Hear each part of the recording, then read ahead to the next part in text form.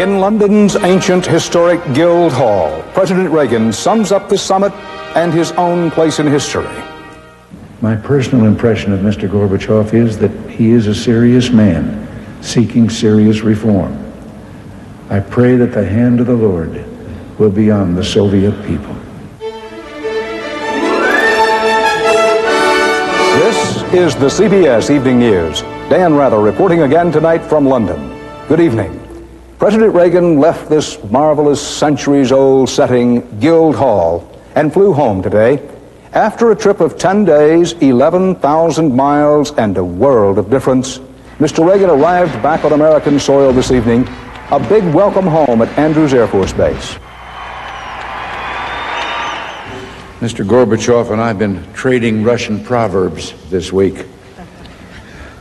But you know, flying back across the Atlantic today, it was an American saying that kept running through my mind. Believe me, as far as Nancy and I are concerned, there's no place like home.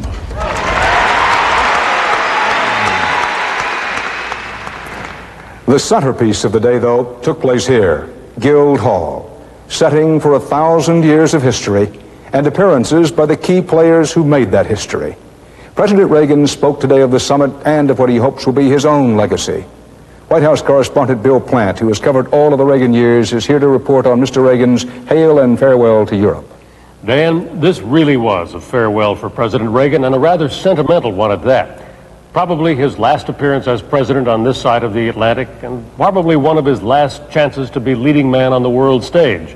And to take credit not only for changing U.S.-Soviet relations, but for encouraging change in the Soviet system itself.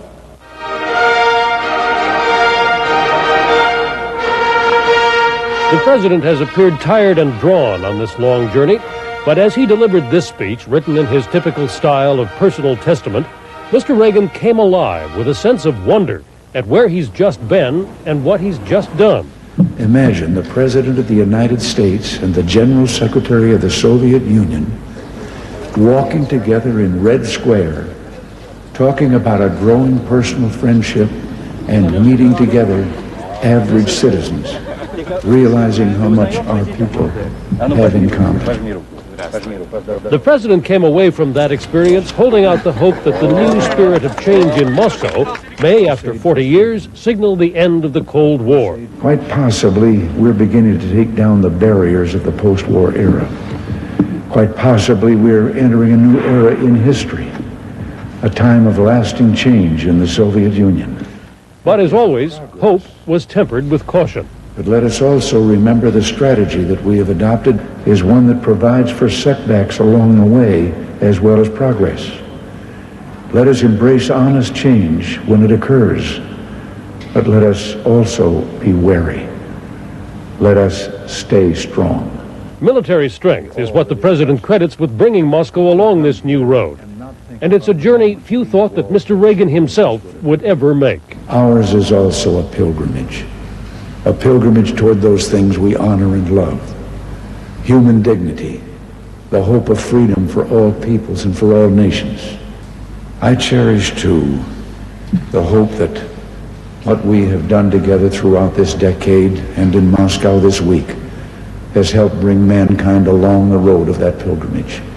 The last word was left to Prime Minister Thatcher, the president's staunch personal and philosophical ally. Thank you, Mr. President. Thank you for the summit. Thank you for your presidency. Thank you for your testament of belief. And God bless America.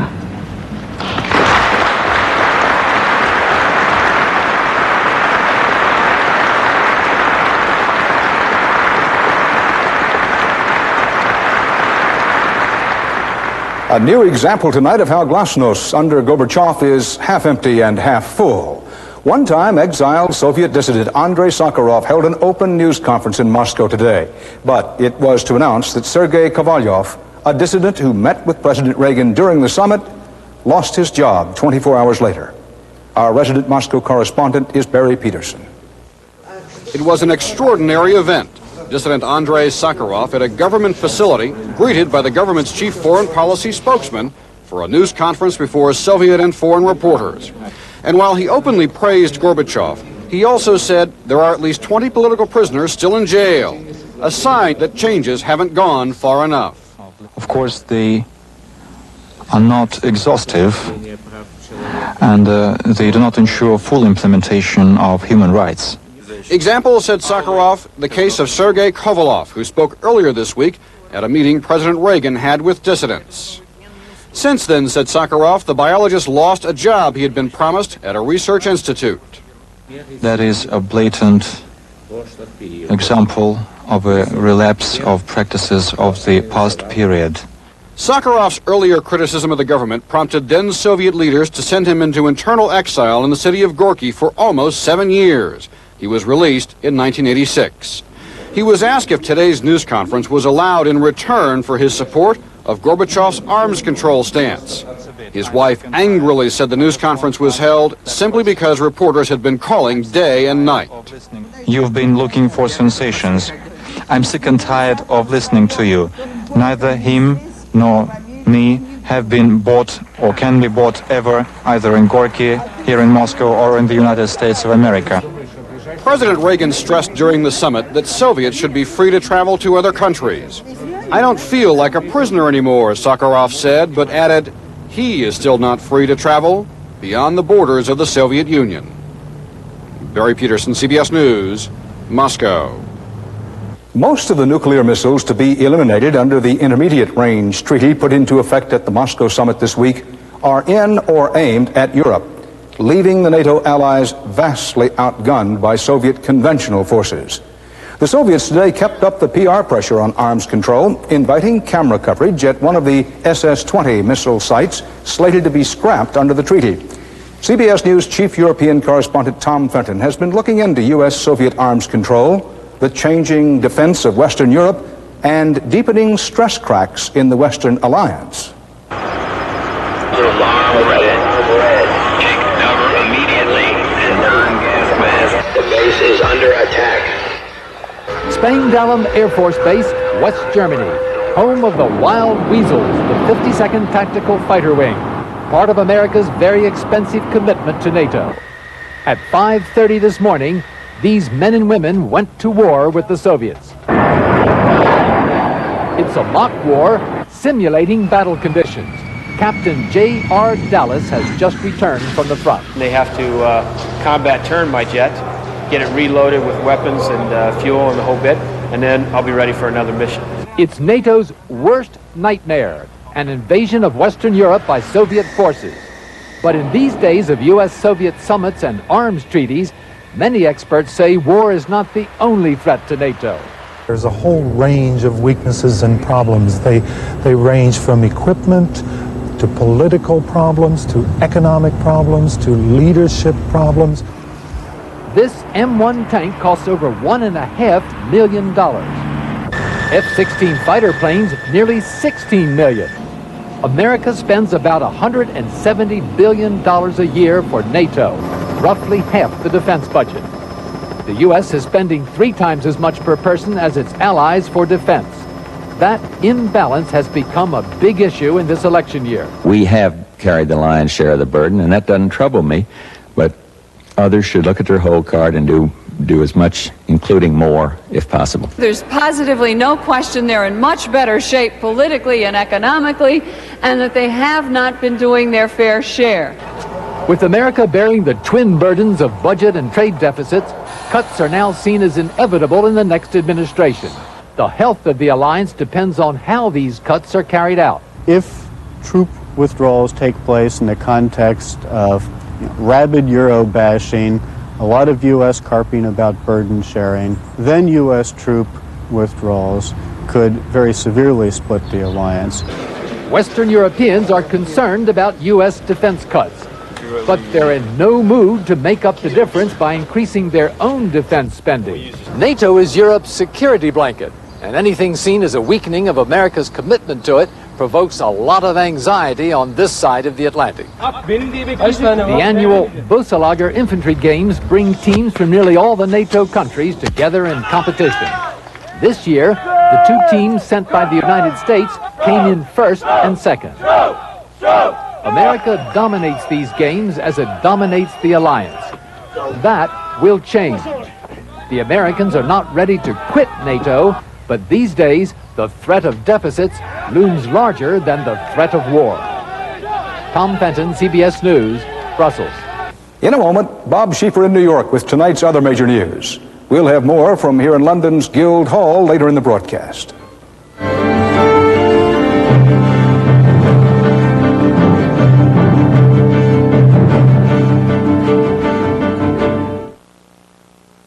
If you heard the report on 59 cold cereals by a leading consumer magazine, you'd fall through the floor. Mine's high in calcium. And salt. Salt? High in fiber. And sugar. Sugar? Lots of protein. And added fat. Fat? Nabisco shredded wheat was rated tops in nutrition. For no added sugar or salt, low fat, plenty of fiber and protein. Nabisco shredded wheat. Nobody else. Nabisco. Hey, isn't this Canon's new personal zoom copier? No, it's the Queen Mary. The zoom feature really magnifies my image. Or cuts you down to size. And Canon replaceable cartridges sure make it easy to maintain. Like my other PCs. Well, have you come to praise the PC-7 or to buy it? Listen, Canon's personal zoom copier is the newest star in my family. Guess you can't pick your relatives. Personal copiers for every personality, only from Canon. It's out there again, waiting. Allergy season. But allergies don't have to be a big problem. Not with fast-acting Benadryl, the most prescribed allergy medication ever. Uh-oh. Oh, no. Spills clean up fast with the cordless Hoover Double Duty. Dry spills and wet spills, too. The Hoover Double Duty. It eats, drinks, and makes a great gift. The Labor Department reported today that the nation's civilian unemployment rate rose 0.2% in May and now stands at 5.6%. It's only the second increase in the jobless rate in 20 months. Analysts predict the figure will soon drop again. A veteran Army sergeant decorated for heroism was found guilty today of trying to pass military documents to the Soviet Union. Mistakenly, Sergeant Daniel Richardson turned the information over to an FBI agent posing as a Russian spy. A military jury at Aberdeen Proving Ground in Maryland now will determine the sentence, which could be life imprisonment. A congressional committee says that the nation's drug problem has become so severe the administration ought to appoint one person to coordinate the $2.6 billion drug fighting efforts that are currently spread among 30 agencies. On the local level, though, the drug war involves more direct effort these days. Juan Vasquez has our report on that. Anywhere else, this would be urban renewal. In Miami, it's an attack on crack. Instead of simply arresting dealers, the newest idea in the fight against drugs is to flatten crack houses. This is the first of more than a dozen that have a date with a bulldozer. People are fed up with drugs. People are fed up with crime. People are fed up with having crack houses in their neighborhoods. The crack attack was first used in Tampa, where 50 suspected crack houses eventually went up in smoke. Police say that drug users and dealers who are arrested are back in business within days, if not hours. So now authorities are after the pushers' property. Not only are we arresting them, not only are we taking away the contraband, but we're also taking away all the riches. To show they are serious, agents seized an entire city block belonging to reputed drug kingpin Dennis Fernandez. Police say drug money was behind all these properties, and they'll be sold at auction to pay for the next campaign in South Florida's escalating war on drugs. Juan Vasquez, CBS News, Miami. In Boston today, Kitty Dukakis, the wife of the Democratic presidential contender, underwent surgery in which 2 ruptured discs in her neck were replaced with bone from her hip. Doctors say that her chances of recovery are excellent. Governor Dukakis said today, "We are very, very relieved and very pleased." There was another bombing in South Africa today in a white suburb of Johannesburg. 3 black men and a white woman were killed when a bomb hidden in a sidewalk trash bin exploded. It was the 5th bombing in 2 weeks. Well, in just a moment, we'll have more news from Dan Rather in London.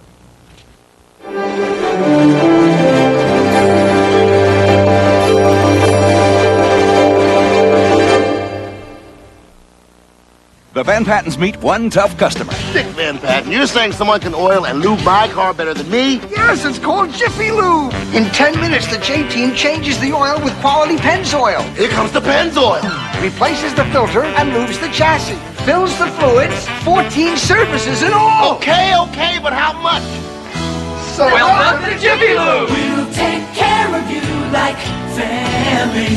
J-Team, this looks like the beginning of a beautiful friendship. Anne McKenzie, interior decorator for Endust. Does your furniture have wax buildup? Well, using spray wax too often can cause wax to build up and trap dirt. Use it only occasionally to polish. For day-to-day cleaning, use Endust. It has no wax buildup. Look, after cleaning your best with spray wax, spray Endust. If your cloth gets dirty, you've got wax buildup. So use spray wax only for occasional waxing. Use Endust for day-to-day cleaning. This man is twice as strong as this man. Tom's EX is twice as strong as Rolaids. So when you have heartburn, get the stronger acid neutralizer. Tom's EX, twice as strong as Rolaids. Another day is turned to night. Close your eyes, say goodnight. Salmon X2 has a sleep ingredient doctors recommend to help you fall asleep safely without worry. Salmon X2. Good night. When President Reagan spoke here in Guildhall this morning, he referred to what he called the beginning of a new era. He also talked of the post-war barriers between East and West coming down. This against the backdrop of what many Americans describe as the decline of British Empire as the 20th century began, and what others are now speaking of the decline of the American century as the 20th century comes to an end. Here to talk with us and try to put some perspective on the Moscow summit, two of our British friends, Godfrey Hodgson, writer, scholar, historian, and Professor Donald Cameron Watt, historian. Godfrey, what about this being the American century and it coming to an end? True? Well, I think there was a period after 1945 when the United States had a quite unique concentration of power. I think it's been quite a long time, really, since the United States really had a monopoly of power. Professor Watt, Gorbachev himself spoke of the 21st century perhaps belonging to the Soviets. Is that the general European view, that that will turn out to be the case? No, I don't think so. I suspect that the 20th, 21st century will belong to China and Japan and Latin America and Africa will all be squabbling over it. I don't see it belonging to anyone. Let's talk about the popular notion, it has been popular in Europe, that the retreat of American military power was dramatically seen with the U.S. pulling out of Vietnam. And now the argument that the retreat of American economic power can be seen most dramatically with the old Cold Warrior himself, Ronald Reagan, supporting Mikhail Gorbachev in Red Square. When I see Mr. Reagan and Mr. Gorbachev together in Red Square, I see that in part as a retreat of Soviet power. And let's not forget that. I mean, the Russians are doing this because they need to, because they cannot really sustain the burden of competition. That's part of the background to it. I think the other question is whether the United States really has too many commitments to Europe, commitments in the Far East, Korea, commitments above all in the Middle East, and whether in fact relatively diminished American power can continue to sustain all of these commitments. What about the argument, Professor Watt, that Ronald Reagan in effect got his pockets picked in Moscow? I would have preferred that he had played more to the Russian people and less to the American electorate. I think that both leaders spent rather too much time back to back making gestures towards their own publics. That's not my idea of the way you negotiate. When he came in, I know there was a large body of thought, I wouldn't want to say majority, that saw him as a Rambo-esque cowboy and strictly an intellectual lightweight. Yeah, I think a lot of people did feel that. Some of them probably still do.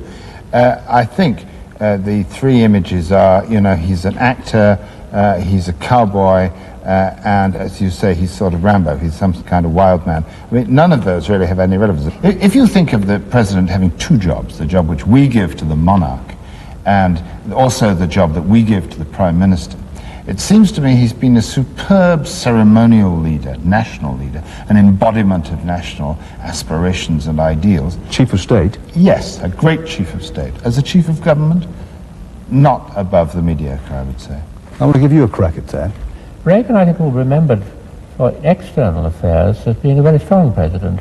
Internally, I should think it'll probably take longer for him to find his level, but it won't be in the top 3 or 4. Gentlemen, thank you. And we'll have more news in a moment.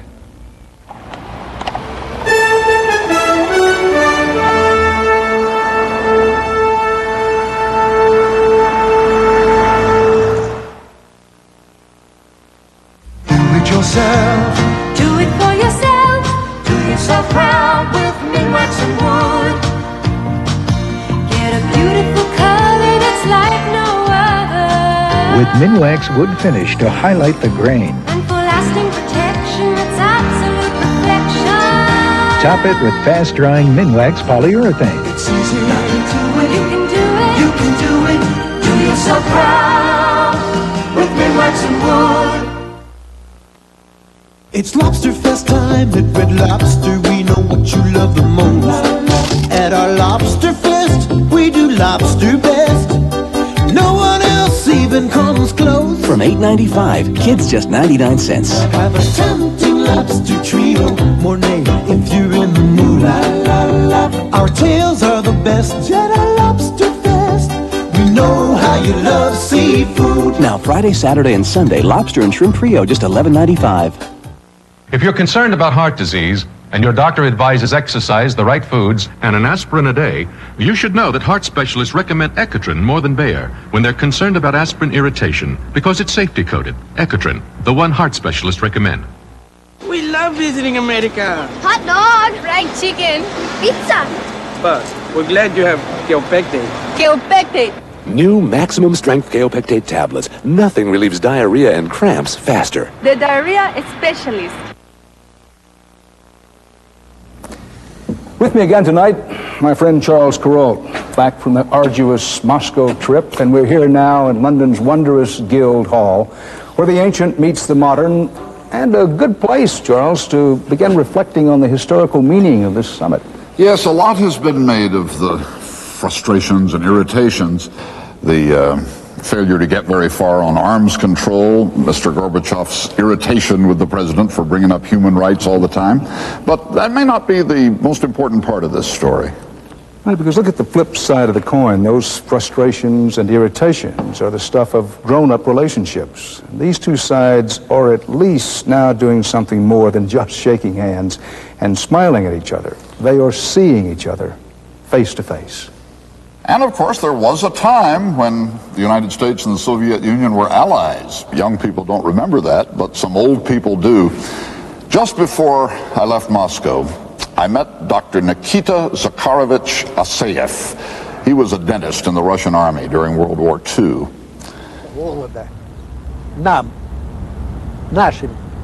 The medal on his right lapel is for being wounded in combat. The scar over his right eye, he said, was a little memory from the Gestapo. We were all prisoners of the Germans, he said, in a big concentration camp on the Oder River. There were 8,000 American soldiers there, captured at Tobruk in North Africa. The camp was laid out this way. The Gestapo barracks was here. The Americans were here. The Russians were here. Each of the Americans received every Friday 5 kilos of food from the Red Cross, but the Germans gave us only 1 liter of turnip soup per day and 1 liter of water. We were dying by the tens and then by the hundreds. The Americans could see this. I was the only dentist in the camp, so I could sometimes talk to the Americans.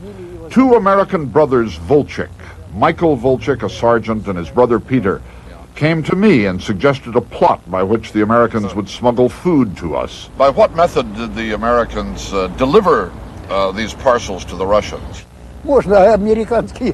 At night, after the sentry passed, they would throw them over the wire. It was only 8 meters. Those American boys were strong. They could throw them 100 meters. Was it dangerous for the Americans to do what they did? Oh, of course. They would have killed us. They executed people for less. Here, these are the names I remember. Volchik, Michael and Peter. Yarioma from New York. Bennett, I don't know where he was from. Simmons. Harold Simmons, Mississippi. Lloyd Wilhowe. Lloyd Wilrow. He was a farmer from Iowa. Good people. All good people, he said. When the plot was discovered, they called all 8,000 Americans out in the hot sun, and 4 Gestapo men went down the line demanding to know the name of the Russian who organized the plot. For 3 hours, they stood there. They stood in absolute silence. Not one American betrayed me. Now, because of you guys, if they're alive, they'll know I remember. This dentist whom they loved and whom they did not betray. Here, I wrote down their names after the war, so I couldn't forget them. Volchik, Mike. Michael Volchik. Volchik, Peter. Peter Volchik. Volchik, Yeroma William. Listen to these names, please, back there in America. If your name is on this list, an old soldier is saying thank you. William Yaryoma from New York. Harold Simmons, Mississippi. Lloyd Wilrow. Emil Verling. Gasprich. Goodman. Dr. Brockman. Brockman. Dr. Hughes. You see, 4 of us Russian doctors in the camp took an oath that when the war was over, we would find a way to thank these guys for what they did for us. This is my chance. I'm getting old, you see. I've got to do this. That's what I'll remember from our trip to Moscow, Dan, a conversation with an old man on a park bench. And that's tonight's CBS Evening News. Charles, thanks for being with us through this summit coverage. Bob Schieffer will be with you tomorrow. I'll see you Monday. Dan Rather with Charles Kuralt from London's Guildhall. Good night. Headaches, backaches, muscle aches and pains. Millions of you experience this kind of everyday pain. And you should know that the pain reliever that's unbeaten for ailments like these is Tylenol. But it wouldn't make any sense to relieve your pain and then irritate your stomach. That's why you should choose a pain reliever that won't cause the stomach irritation possible with aspirin, or even ibuprofen. That's why your choice should be Tylenol. It's tough on pain, easy on your stomach.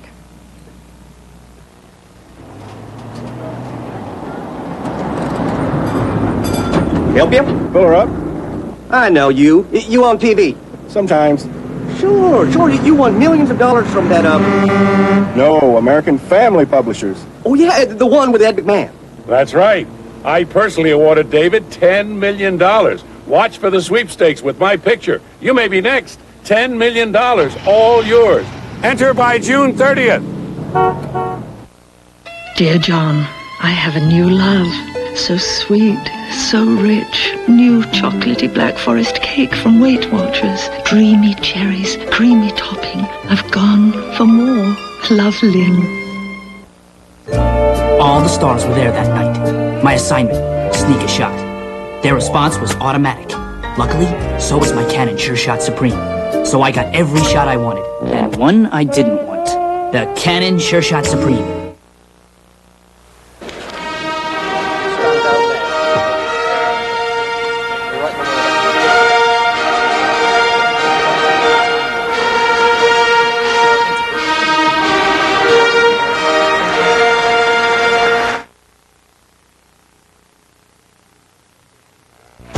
Fever is spreading.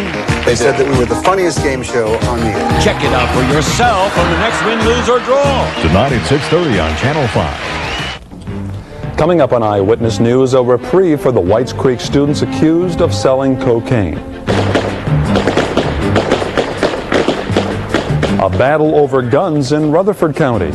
And an icy chapter in the story of Summer Lights. Join us for all that and more after this.